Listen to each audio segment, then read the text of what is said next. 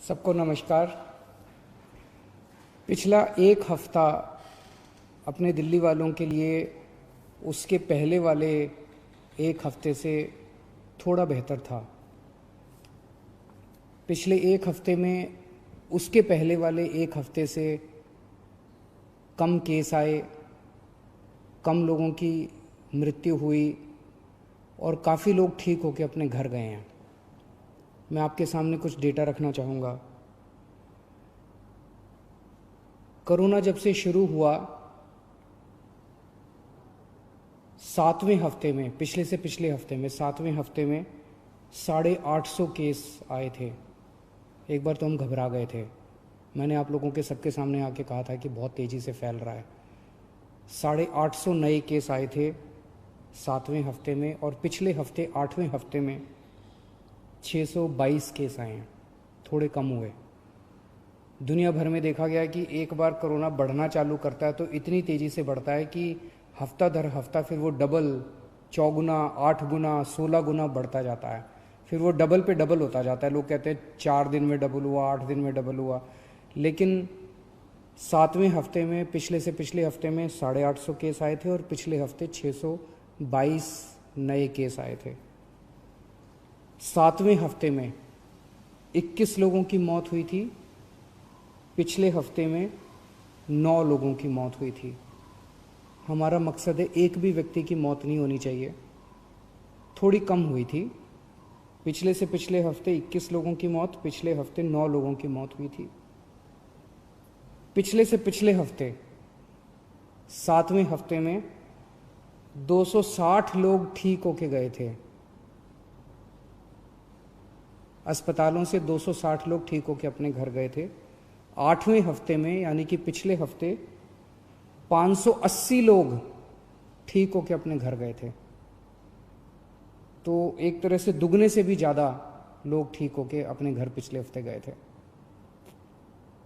तो अगर हम ये देखें कि जितने लोग नए आए थे बीमार होके और जितने लोग ठीक होके गए, अगर नेट देखें तो एक तरह से 566 लोग पिछले से पिछले हफ्ते हमारे अस्पतालों में नेट आए थे और पिछले हफ्ते केवल 34 लोग आए थे नेट।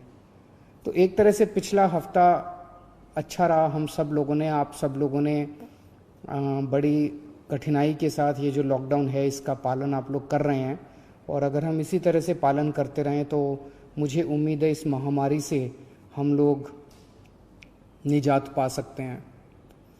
पिछले हफ्ते रविवार को जब मैं आपके सामने आया था, मैंने कहा था कि अभी हम लोगों ने तय किया है कि लॉकडाउन एज इट इज़ जारी रहेगा, कोई रियायत नहीं दी जाएगी, और 27 तारीख को हम लोग इस पे दोबारा निर्णय लेंगे कि लॉकडाउन को जारी, इसमें कुछ रियायत देनी है कि नहीं देनी है।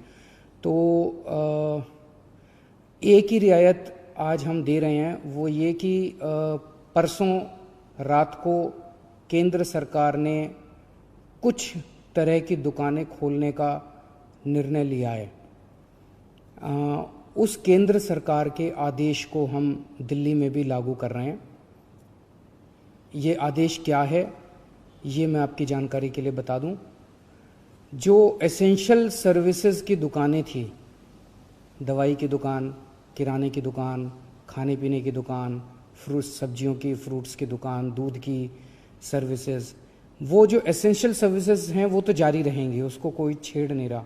वो एज इट इज़ जारी रहेंगी, वो खुली रहेंगी, वो सप्लाई होती रहेंगी। इसके अलावा कोई मार्केट नहीं खोले जाएंगे। कोई डीडीए मार्केट नहीं खुलेगा, कोई ये मार्केट वो मार्केट, कोई मार्केट नहीं खुलेंगे, कोई शॉपिंग मॉल नहीं खुलेंगे, कोई मार्केट कॉम्प्लेक्स नहीं खुलेंगे। लेकिन जो रेजिडेंशियल एरियाज में इक्की दुक्की दुकानें होती हैं, स्टैंड अलोन कोई दुकान है, नेबरहुड की कोई दुकान है, इक्की दुक्की इस तरह की जो दुकानें हैं, उनको खोलने की इजाज़त केंद्र सरकार ने दी है। उन इक्की दुक्की दुकानें जो नेबरहुड में है, स्टैंड अलोन हैं, रेजिडेंशियल एरियाज में हैं, उन दुकानों को जो केंद्र सरकार ने इजाज़त दी है वो दुकानें दिल्ली में भी खोली जाएंगी। मैं फिर से बता दूं, कोई मार्केट नहीं खुलेंगे, कोई मार्केट कॉम्प्लेक्स नहीं खुलेंगे, कोई शॉपिंग मॉल्स नहीं खुलेंगे, लेकिन कंटेनमेंट एरिया में वो भी नहीं खुलेगी। जो इक्की दुक्की दुकानें मैं बात कर रहा हूँ, कंटेनमेंट एरिया वो एरिया है जहाँ पे हम लोगों ने सख्ती की हुई है, सील किया हुआ उन एरियाज़ को जहाँ पे कोरोना के ज़्यादा केसेस निकल के आ रहे हैं। उन एरियाज़ में किसी भी किस्म की दुकान को खोलने की कोई इजाज़त नहीं रहेगी। इसके अलावा अगला एक और हफ्ता, ये जो एक ऑर्डर आया है परसों केंद्र सरकार का, इसके अलावा और कोई कुछ खोलने की हम इजाज़त अगले एक हफ्ते तक, 3 मई तक और नहीं दे रहे। 3 महीने तक यथावत इसी तरह से जो रेस्ट्रिक्शंस हैं वो जारी रहेंगी। ये हमारे लिए बहुत कठिनाई का समय है। बड़ी कठिनाई से पिछले एक हफ्ते में आप सब लोगों ने मेहनत करके कोरोना को पे काबू पाया है। हमें इसे जारी रखना है, किसी भी तरह से इसको अब आगे और बढ़ने नहीं देना। 3 मई तक पूरे देश में प्रधानमंत्री जी ने लॉकडाउन का ऐलान किया है। 3 मई के बाद केंद्र सरकार इस पे क्या निर्णय लेती है, उस पे निर्भर करेगा कि हम दिल्ली के अंदर आगे इसको कैसे ले जाते हैं। केंद्र सरकार के निर्णय के बाद हम लोग आगे के अपनी दिशा तय करेंगे।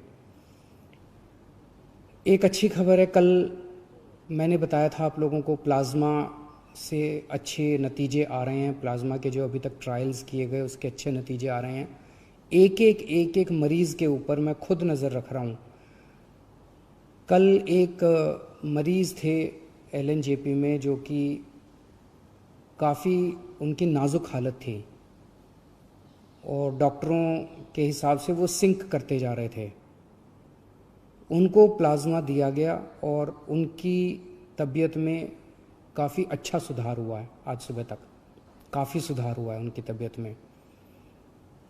मैं डिटेल्स में नहीं जाऊंगा, डिटेल्स में जाना सही नहीं है, लेकिन उसको देख के हमारा उत्साह बढ़ा है इस प्लाज्मा थेरेपी को लेके कि इतने सीरियस मरीज भी ठीक हो सकते हैं इनसे। मैं उम्मीद करता हूं कि वो पूरी तरह से स्वस्थ होकर अपने घर जाएंगे। अभी तो ICU में ही हैं और मैं एक हमारी कोशिश है कि कोई भी मरीज़ प्लाज्मा का, उसकी मौत नहीं होनी चाहिए। किसी की भी मौत होती है तो बहुत दुख होता है। हमारे डॉक्टर्स, सभी अस्पतालों के डॉक्टर्स, नर्सेज पूरी कोशिश करते हैं उन लोगों को बचाने की, एक जान बचाने की पूरी कोशिश करते हैं। हमारी कोशिश है कि किसी भी व्यक्ति की मौत नहीं होनी चाहिए। एक व्यक्ति से मैं पर्सनली उसकी खबर रख रहा हूँ, एक मरीज़ की खबर रख रहा हूँ। जो मरीज़ ठीक होके जा रहे हैं उन मरीजों को हम कह रहे हैं कि प्लाज्मा डोनेट करो। एक मरीज़ से मैं भी बात कर रहा हूँ, मेरी टीम भी बात कर रही है और उन्हें प्रोत्साहन देते हैं कि आप डोनेट कीजिए। मुझे बहुत खुशी है कि सब लोग आगे आके दूसरों की जान बचाना चाहते हैं। हर धर्म के लोग, चाहे वो किसी भी धर्म के हो, किसी भी जात के हों, सब लोगों के मन में एक जज्बा है कि मेरी जान बची, अब मैं किस तरह से दूसरों की जान बचा सकता हूँ।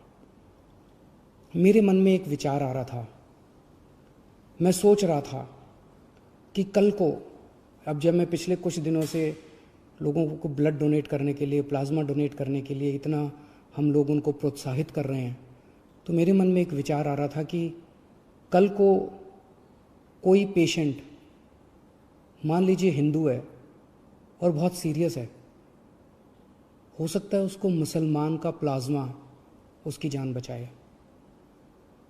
मान लीजिए कोई पेशेंट मुसलमान है, बहुत सीरियस है, हो सकता है किसी हिंदू का प्लाज्मा, हिंदू के शरीर का प्लाज्मा उसकी जान बचाए। भगवान ने जब धरती बनाई थी तो उसने तो इंसान बनाए थे। हर इंसान की 2 आँखें हैं, एक जैसा शरीर है, लाल रंग का खून है, उसी किस्म का प्लाज्मा है। भगवान ने तो हमारे बीच में कोई दीवार पैदा नहीं की। भगवान ने तो किसी किस्म के ये धर्म वो धर्म हमारे बीच में किसी किस्म की खाई पैदा नहीं की। ये तो सब हम ही लोगों ने की हुई है। कोरोना होता है तो सबको होता है ना, कोरोना तो हिंदू को भी होता है, कोरोना तो मुसलमान को भी होता है।